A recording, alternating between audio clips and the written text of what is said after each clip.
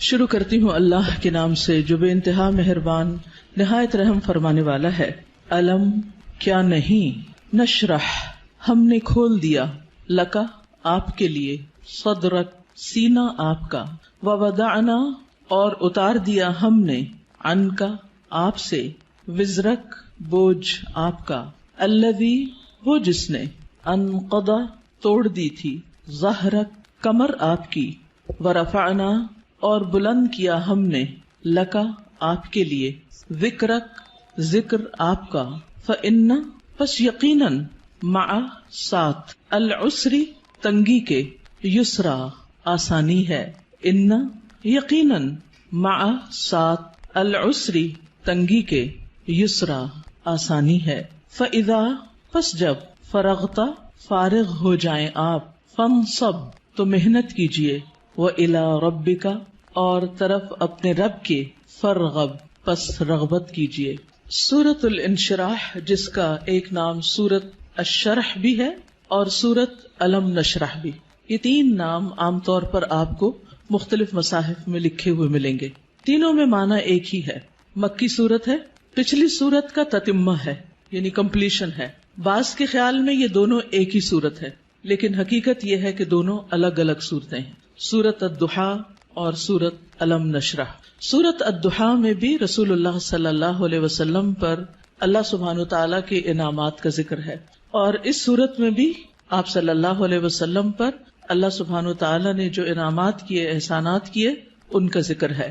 سورۃ الضحیٰ میں حصی انعامات، ظاہری انعامات، نظر آنے والی چیزیں، ان کا ذکر ہے، اور سورۃ الشرح میں معنوی یا نظر نہ آنے والے لیکن حقیقت میں جو اللہ سبحانہ تعالیٰ کے انعامات ہیں جن کا ذکر آگے آئے گا آج، ان کا ذکر ہے۔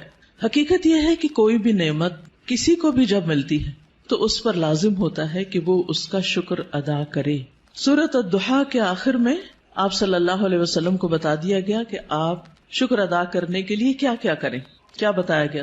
فَأَمَّا الْيَتِيمَ فَلَا تَقْهَرْ وَأَمَّا السَّائِلَ فَلَا تَنْهَرْ وَأَمَّا بِنِعْمَةِ رَبِّكَ فَحَدِّثْ، کہ جس طرح آپ پر احسانات ہوئے ہیں کہ اللہ تعالیٰ نے آپ کو یتیمی کی حالت میں بہترین ٹھکانہ عطا کیا اور بہترین آپ کو علم عطا کیا، نبوت عطا کی، تو اسی طرح آپ بھی یتیم کے ساتھ احسان کریں، اور جو سوالی کوئی آئے، علم کا سوالی یا مال کا سوالی، اس کے ساتھ نرمی کا سلوک کریں، اس کو ڈانٹے نہیں۔ یعنی آپ صلی اللہ علیہ وسلم کو دی جانے والی نعمتوں اور احسانات کا شکر ادا کرنے کا طریقہ بتایا جا رہا ہے، جیسی نعمتیں ویسا ہی شکر، اسی کی قسم کا شکر۔ اور اس صورت میں بھی ہم دیکھتے ہیں کہ جن احسانات کا ذکر ہے بعد میں اسی طرح کے شکر ادا کرنے کی بات ہے، اور یہاں چونکہ مانوی نعمتیں ہیں جیسے وحی الہی ہے، اور اللہ سبحانہ تعالیٰ نے آپ کے لیے جو آسانیاں کی اور آپ کا ذکر خیر جو بلند کیا، تو اس پر آپ کو حکم دیا جا رہا ہے کہ آپ اپنے رب کی طرف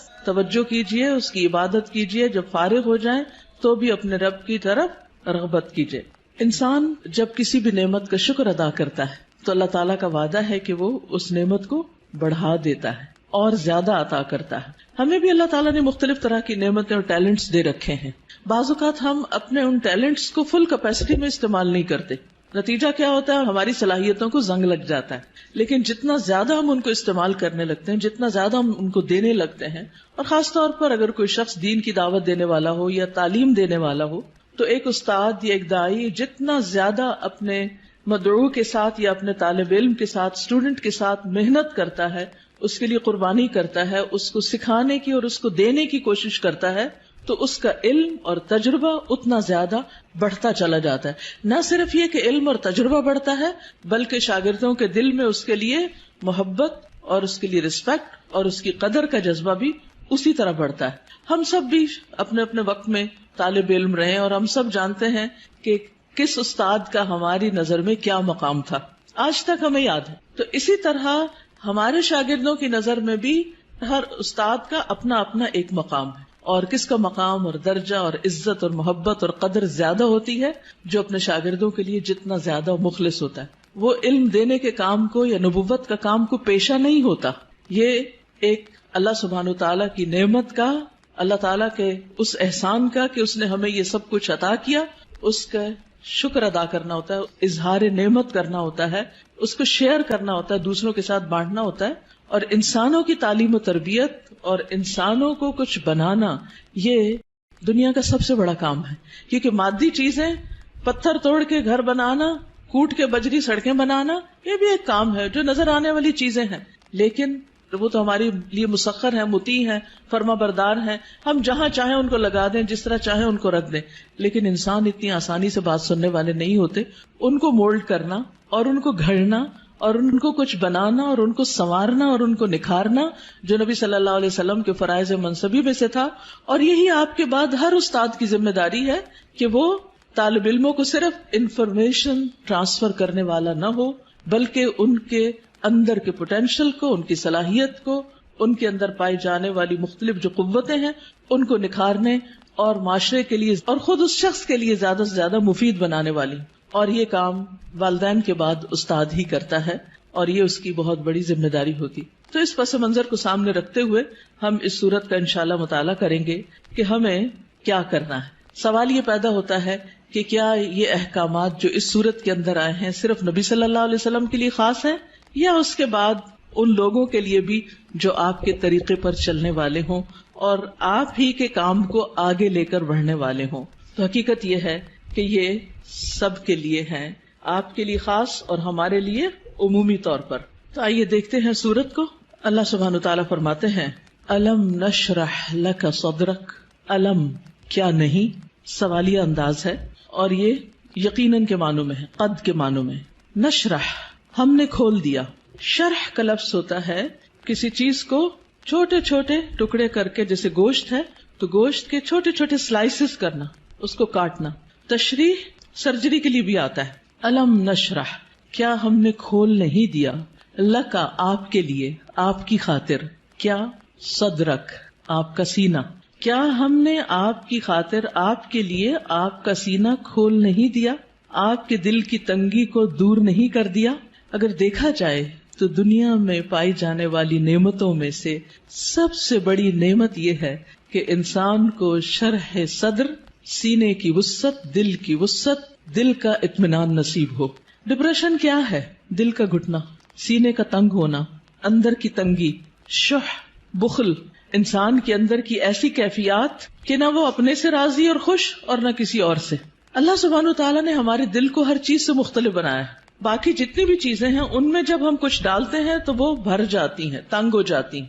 لیکن دل اگر نرم ہو تو اس میں جتنی بھی علم اور حکمت اور خیر کی چیزیں ڈالی جائیں وہ اتنا ہی زیادہ وسیع ہوتا چلا جاتا ہے، اتنا ہی زیادہ کھلتا چلا جاتا ہے، اتنا ہی اس میں انبساط آتا ہے، اتنی ہی زیادہ اس میں خوشی اور اطمینان آتا ہے. تو یہ ایک بہت بڑی نعمت ہے اور یہ مانوی نعمت ہوتی ہے، ٹینجیبل نہیں ہوتی کہ آپ چھو کے دیکھ سکیں کہ کیا ہے.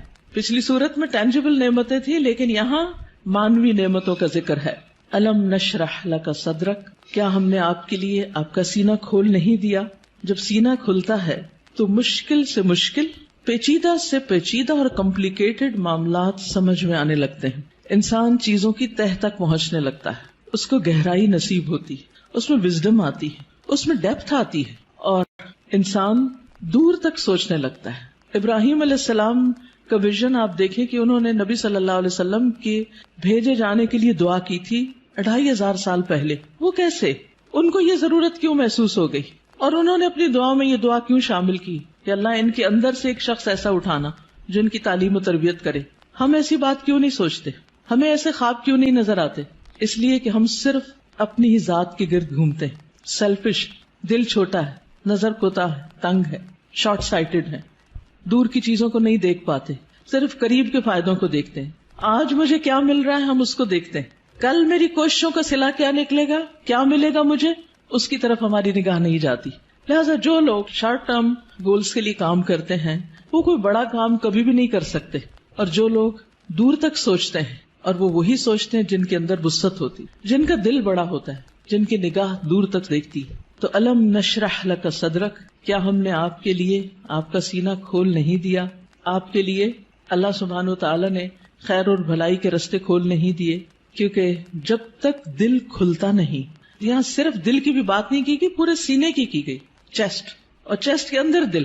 چیسٹ کی جگہ زیادہ ہوگی تو پھر باقی چیزوں کے اندر بھی وسعت آئے گی. تو نبی صلی اللہ علیہ وسلم کو اللہ سبحانہ وتعالی نے یہ خاص صلاحیت دی تھی جس کی وجہ سے آپ نبوت کا کام لینے کے قابل ہوئے تھے. اسی لیے قرآن آپ کے قلب پر نازل ہوا تھا اور آپ نے اس کو محفوظ کیا تھا. اسی لیے پھر اس کو صحیح طور پر سمجھ کر آگے بیان کیا تھا، کیونکہ ان سب چیزوں کا تعلق شرح صدر کے ساتھ ہوتا ہے. یہی وجہ ہے کہ ہم دیکھتے ہیں کہ موسیٰ علیہ السلام جب اللہ سبحانہ وتعالیٰ نے ان سے بات کی، ہم کلام ہوئے اللہ تعالیٰ، اور ان کو اپنے کام کے لیے چن لیا، وَاصْطَنَعْتُكَ لِنَفْسِي، اور اللہ تعالیٰ نے ان کو اپنی رسالات سے نوازا، تو انہوں نے سب سے پہلی دعا کیا مانگی؟ رب اشرح لی صدری ویسر لی امری واحلل عقدۃ من لسانی یفقہوا قولی، کہ اللہ میرا سینہ کھول دے، یہ ساری بات مجھے بھی سمجھ آئے اور دوسروں کو بھی سمجھ آئے، اور میرا کام آسان کر دے، اور میری زبان کی گرہ کھول دے تاکہ لوگ بات سمجھ سکیں، اور مجھے میرے گھر والوں میں سے ایک مددگار میرے بھائی ہارون کو عطا کر. تو بہرحال اللہ سبحانہ وتعالیٰ جس کے ساتھ بھلائی کا ارادہ کرتا ہے، من یرد اللہ بہ خیرا یفقہہ فی الدین، اور پھر افمن شرح اللہ صدرہ، کیا بھلا وہ جس کا سینہ اللہ نے کھول دیا، فہو علی نور من ربہ، اور وہ اپنے رب کی طرف سے ایک نور پر ہو. تو جس کا سینہ اللہ تعالیٰ کھول دے، اور خصوصاً جس کو اللہ ہدایت دینا چاہتا ہے، صحیح راستہ دکھانا چاہتا ہے، تو اس کے بارے میں کیا فرمایا؟ من یرد ان یہدیہ یشرح صدرہ للاسلام، جس کو اللہ ہدایت دینا چاہتا ہے اس کا سینہ اسلام کے لیے کھول دیتا ہے، اس کو وسعت عطا کر دیتا ہے، اس کے دل میں پھر اسلام کی محبت پیدا ہو جاتی، وہ اس کے لیے کچھ کرنا چاہتا ہے. اور ساری قربانیاں اس کے بعد ہی ہوتی ہیں جب انسان کا سینہ کھل جاتا ہے. اور پھر آپ دیکھیں کہ سینہ تنگ کب ہوتا ہے، دل تنگ کب ہوتا ہے؟ جب لوگ ہم پہ باتیں کرتے ہیں، جب لوگ ہمیں ہرٹ کرتے ہیں، تو پھر ان کی طرف سے ہمارا دل تنگ ہو جاتا ہے، پھر ہم معاف نہیں کر سکتے، پھر ہم اپنے دل میں حسد اور بغض اور ان چیزوں کو بھر لیتے ہیں، پھر ہم ان لوگوں کے ساتھ خیر اور بھلائی نہیں کر سکتے. لیکن آپ دیکھیے کہ پیغمبروں کو لوگوں نے کون سا لقب ہے جو نہیں دیا، ساحر، کاہن، مجنون، شاعر، نہ جانے کیا کچھ. لیکن کیا انہوں نے ان باتوں کو دل میں رکھا اور لوگوں سے انتقام لیے اور جوابی کاروائیاں کی، یا ان کو معاف کر کے پھر بھی ان کی ہدایت کی دعائیں کرتے رہے؟ جنہوں نے پتھر مارے طائف کے سفر پر، آپ نے ان کے لیے کیا کیا؟ ان کے لیے بھی دعائیں کی. ہر موقع پر نہ صرف یہ کہ نبی صلی اللہ علیہ وسلم نے، بلکہ باقی پیغمبروں میں. آج بھی جو شخص واقعی سچے دل سے اسلام کی خدمت کرنا چاہتا ہے، یعنی جس کے دل میں اسلام کی خدمت کا جذبہ ہے، اسے لازمی طور پر اپنے دل کی وسعت کے لیے دعا کرنی، اسے اپنے دل کو کھلا کرنا ہوگا، اسے لوگوں کو معاف کرنا ہوگا، اسے لوگوں کی غلطیوں سے درگزر کرنا ہوگا. اس کے علاوہ بعض لوگوں نے اس کا یہ معنی بھی بیان کیا ہے کہ نبی صلی اللہ علیہ وسلم کا شق صدر کیا گیا تھا، آپ کے سینے کو واقعی لٹرلی کھولا گیا تھا 2 مرتبہ، ایک دفعہ بچپن میں اور ایک دفعہ بڑے ہو کر معراج کے موقع پر. اور اس میں کیا ہوا تھا کہ آپ صلی اللہ علیہ وسلم کے پاس جبریل آئے، انہوں نے آپ کا سینہ کھولا، ساتھ ان کے سونے کا پیالہ تھا جس میں زمزم کا پانی تھا، آپ کا دل نکالا گیا اور پھر اسے زمزم کے پانی سے دھویا گیا اور واپس اس میں ایمان اور حکمت بھر کے اندر رکھ دیا گیا. تو لٹرلی بھی آپ کے سینے کو کھول کر آپ کو، یعنی کہ آپ کے دل کو صاف کر دیا گیا، اور اس میں کسی کے لیے کسی طرح کبھی کوئی حسد، بغض اور کوئی بھی چیز باقی نہ رہی. اور آج اسی چیز کی ہم سب کو بھی ضرورت ہے کہ ہمارے دلوں میں کسی کے لیے کوئی نفرت اور کوئی بھی حسد اور بغض نہ ہو، لوگوں کو معاف کرنا جانے اور خوش رہیں، مطمئن رہیں. ایسے ہی دلوں کے اندر ایمان آتا ہے، ایمان بڑھتا ہے، ایمان کی زینت ہوتی ہے، اور پھر ایسے ہی لوگوں کو ہدایت ملتی ہے، حق کی معرفت ملتی ہے. تو الم نشرح لک صدرک، جب سینہ کھلتا ہے تو انسان تقدیر پر بھی راضی ہو جاتا ہے. انسان چھوٹی چھوٹی باتوں کو لے کے بیٹھ نہیں جاتا، انسان اپنے وقت کو ضائع نہیں کرتا، انسان تقدیر پر راضی ہو جاتا ہے. انسان کا پھر عبادت میں دل لگتا ہے، عبادت کی طرف لپکتا ہے، عبادت کی طرف دوڑتا ہے. نماز پھر قرۃ عین لگتی ہے، آنکھوں کی ٹھنڈک لگتی، نماز پھر بوجھ نہیں لگتی. اللہ تعالیٰ کے کسی بھی حکم کو اپنانا مشکل نہیں لگتا، اور یہ صرف اس وقت ہوتا ہے جب انسان کا سینہ کھل جاتا ہے. الم نشرح لک صدرک، اور پھر کوئی بات سمجھنے میں رکاوٹ نہیں آتی. انسان بنا کہے دوسروں کی باتیں سمجھنے لگتا ہے، اسے دوسروں کی ضروریات نظر آنے لگتی ہیں، وہ دوسروں کی کیئر کرنے لگتا ہے. دوسری نعمت جس کا ذکر کیا گیا، وَوَضَعْنَا عَنْكَ وِزْرَكَ، اور ہم نے اٹھا دیا آپ سے، ہٹا دیا آپ سے، وزرک آپ کا بوجھ. وضع عن کا مطلب ہوتا ہے کسی چیز کو اٹھا لینا، اور وزر کہتے ہیں بھاری بوجھ کو. اور وزر قرآن مجید میں گناہ کے معنی میں بھی آتا ہے، ذنب کے معنی میں بھی۔ اب یہاں نبی صلی اللہ علیہ وسلم سے ان کے بوجھ ہٹا دیے گئے، اور یہاں پر آپ دیکھیں سورۃ الضحیٰ میں جو انداز تھا وہ کیا تھا کہ الم یجد کا یتیمن، سیکنڈ پرسن، الم یجد کا یتیمن، کیا اس نے آپ کو یتیم نہ پایا، فآوا ووجدک ضالا فہدی ووجدک عائلا فاغنی۔ لیکن یہاں زیادہ پرسنل انداز ہے، ووضعنا عنک وزرک، ہم نے آپ کا بھاری بوجھ آپ سے ہٹا دیا۔ اس بوجھ سے مراد کیا ہے؟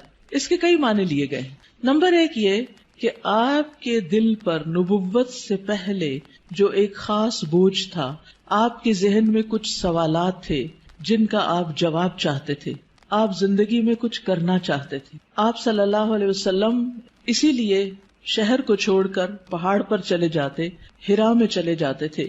تو جب اللہ سبحانہ وتعالیٰ نے آپ کو قرآن دیا، نبوت دی، تو آپ کے سوالوں کے جواب آپ کو ملنے لگے اور آپ کے بوجھ آپ سے دور ہو گئے۔ اسی طرح یہ معنی بھی کیا جاتا ہے کہ آپ صلی اللہ علیہ وسلم پر جو وحی کے نازل ہونے کے بعد ایک خاص کیفیت طاری ہو گئی تھی، آپ کے اندر ایک خوف کی کیفیت تھی۔ آپ واپس گئے اور آپ اپنی بیوی سے کہنے لگے کہ آپ مجھے کمبل اڑا دیں، چادر اڑا دیں، اور پھر حضرت خدیجہ جو تھی انہوں نے آپ کی کیئر کیا، آپ کا خیال رکھا، آپ کو اللہ تعالیٰ نے بہترین مددگار دیے۔ آپ کے پیغام پر سب سے پہلے حضرت خدیجہ ہی ایمان لے آئیں، پھر اسی طرح حضرت ابوبکر جو آپ کے دلی دوست تھے وہ آپ پر ایمان لے آئے۔ تو یہ جو وحی کی کیفیت تھی اور یہ جو فرشتے کو دیکھ کر آپ پر ایک خوف اور ایک بوجھ پڑ گیا اور آپ پر ایک پریشانی آ گئی، اور پھر کچھ عرصے کے لیے جیسے وحی کا سلسلہ منقطع بھی ہوا، اس میں بھی آپ پر پریشانی آئی، تو اللہ سبحانہ تعالیٰ نے وہ سارے بوجھ آپ سے ہٹا دیے، وہ پریشانیاں آپ کی دور کر دی۔ اسی طرح یہ معنی بھی کیا جاتا ہے کہ نبوت سے پہلے کے 40 سال جو آپ کے اللہ تعالیٰ کی عبادت میں نہیں گزرے تھے، جس کا آپ کو ملال تھا، تو وہ کیفیت بھی آپ سے دور کر دی گئی۔ پھر اسی طرح یہ معنی بھی کیا گیا ہے کہ خلاف اولا جو کام آپ سے ہوئے، خلاف اولا کا مطلب یہ ہوتا ہے کہ پیغمبر کا درجہ اور مقام بہت بڑا ہوتا ہے۔ جیسے ایک مقولہ ہے نا کہ حسنات الابرار سیئات المقربین، جو نیک لوگوں کی نیکیاں ہوتی ہیں وہ مقربین کے غلطیاں شمار ہوتی ہیں، یعنی جو اللہ کے خاص اور مقرب بندے ہوتے ہیں ان کے لیے سٹینڈرڈ بہت ہائی ہے کہ ان کا اخلاق بھی عظیم ترین ہو اور ان سے چھوٹا سا بھی کوئی قصور کوتاہی کمی بیشی نہ ہو۔ لیکن نبی صلی اللہ علیہ وسلم انسان بھی تھے، جیسے عبس وتولی میں آیا کہ ایک شخص آپ کے پاس آیا کچھ پوچھنے کے لیے، آپ نے تھوڑی سی اس سے بے رخی برتی، تو یہ بے رخی کیا تھی؟ یہ اللہ سبحانہ تعالیٰ کی نگاہ میں ایک قصور تھا آپ کا، تو وزر کا معنی قصور بھی کیا گیا ہے۔ تو اللہ تعالیٰ نے وہ بھی آپ کا اگلے پچھلے سب قصور معاف کر دیے اور آپ کے بوجھ آپ سے ہٹا دیے۔ وَوَضَعْنَا عَنْكَ وِزْرَكَ الَّذِي أَنْقَضَ ظَهْرَكَ، وہ جس نے آپ کی کمر توڑ دی، یعنی آپ کو جس کا بہت زیادہ بوجھ محسوس ہوتا تھا۔ نقیض ہوتا ہے کسی چیز کو اس طرح توڑنا کہ اس میں سے کڑکڑانے کی آواز ہو، یعنی کڑکڑاہٹ، جیسے چارپائی کے اوپر اگر زیادہ لوگ بیٹھ جائیں تو کیا ہوتا ہے، یا کبھی کرسی کے اوپر کوئی بھاری شخص بیٹھ جائے تو اس کے اندر سے جو آواز نکلتی ہے نا، تو وہ کیا کہلاتی ہے؟ نقیض کہلاتی ہے۔ تو انقض ظہرک یعنی جس نے آپ کی پیٹھ کو بوجھل کر دیا تھا، آپ کے اوپر ایسی ذمہ داری آ پڑی تھی کہ آپ اس کی وجہ سے بہت دبے ہوئے یا آپ بہت اس کی وجہ سے بوجھل محسوس کر رہے تھے، تو اللہ سبحانہ تعالیٰ نے وہ بھی آپ سے دور کر دیا۔ وَرَفَعْنَا لَكَ ذِكْرَكَ، اور آپ کا ذکر خیر بلند کر دیا، یعنی آپ کو شہرت عطا کی، آپ کو بلندی عطا کی، نہ صرف یہ کہ آپ کو بلکہ آپ کے ذکر کو، یعنی آپ کے نام کو، آپ کے مقام کو، آپ کے درجے کو بہت بلندی ملی۔ اور اس کے لیے ایک حدیث میں آتا ہے کہ نبی صلی اللہ علیہ وسلم نے فرمایا کہ جبریل علیہ السلام میرے پاس آئے اور کہا کہ آپ کا رب کریم پوچھتا ہے کہ آپ کیا جانتے ہیں کہ میں نے آپ کے ذکر کو کس طرح بلند کیا ہے؟ رفعنا لک ذکرک کیسے ہوا؟ میں نے جواب دیا کہ اس حقیقت کو اللہ تعالیٰ ہی بہتر جانتے ہیں۔ تو اللہ تعالیٰ نے فرمایا کہ آپ کے ذکر کی بلندی کی کیفیت یہ ہے کہ جہاں میرا ذکر کیا جائے گا وہاں آپ کا بھی ذکر کیا جائے گا، یعنی نبی صلی اللہ علیہ وسلم کا ذکر بھی۔ اب اسی لیے ہم دیکھتے ہیں کہ جب ایک شخص مسلمان ہوتا ہے تو کیا پڑھتا ہے؟ لا الہ الا اللہ اور محمد الرسول اللہ، یعنی اسلام میں انٹر ہونے کے لیے جو کلمہ پڑھا جاتا ہے. اسی طرح اشہد ان لا الہ الا اللہ و اشہد ان محمدن عبدہ و رسولہ. پھر اسی طرح آپ دیکھیے کہ 5 وقت جو نماز ہوتی آذان، اس میں اشہد ان لا الہ الا اللہ و اشہد ان محمد الرسول اللہ. پھر نماز میں تحیات اور پھر اس کے بعد درود شریف، اس میں بھی نبی صلی اللہ علیہ وسلم کا ذکر ہوتا ہے. پھر اسی طرح جب بھی جہاں بھی جو بھی آپ کا نام لے، ساتھ آپ کے اوپر درود و سلام بھیجے، پڑھنے والا بھی اور سننے والا بھی.